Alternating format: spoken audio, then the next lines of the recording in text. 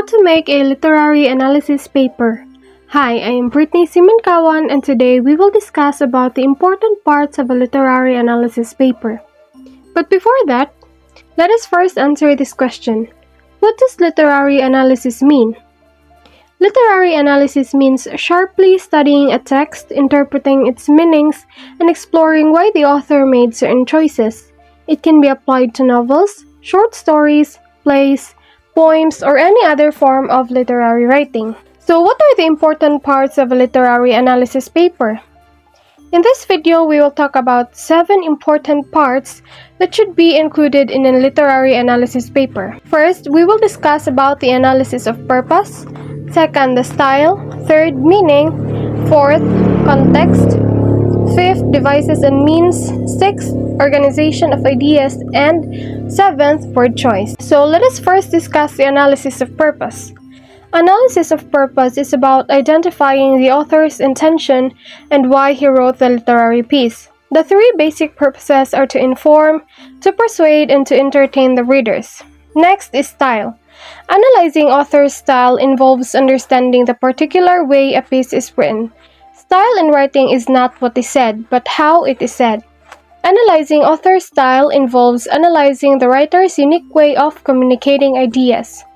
So the 4 main types of writing styles are persuasive, narrative, expository, and descriptive. In persuasive, the writer is trying to convince the reader of the validity of a certain position or argument. In the narrative, the writer is trying to share information in the context of the story. Expository is used to explain a concept and share information with a broader audience.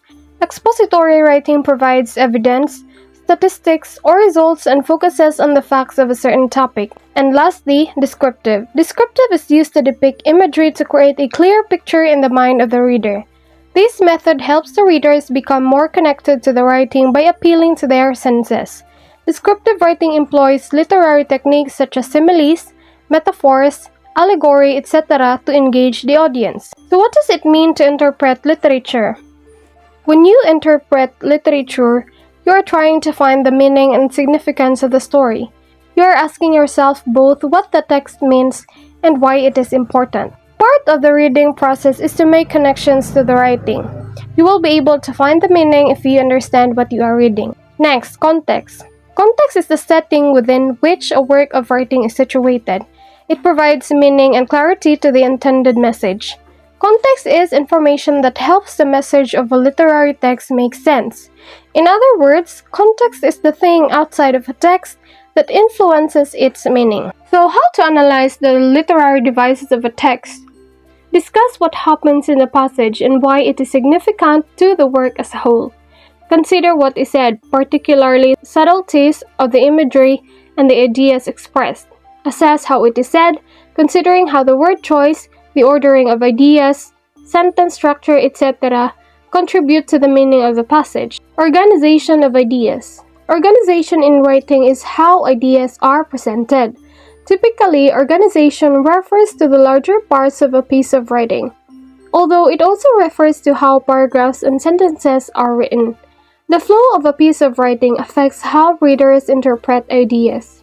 So how does the author organize his ideas? Authors organize their writing based on the purpose of their text. 5 of the main methods that authors use to structure their text are cause and effect, compare and contrast, chronological order, inductive presentation of ideas, and deductive presentation of ideas. Last but not least is the word choice. The definition of word choice is the specific words that an author selects to convey meaning, tone, and actions as related to the author's purpose. The words that the writer selects carry weight. Words with more power to them are words with more weight. These words have more emphasis on them, and they are words that are not as commonly used. Effective word choice examples are the ones that use clichés sparingly, focuses on denotations and connotations, delivers straightforward meaning, avoids jargon, and is not characterized by a wide vocabulary. So those are the 7 important parts you should include in writing a literary analysis paper. I hope you have learned something from today's video. See you next time. Goodbye!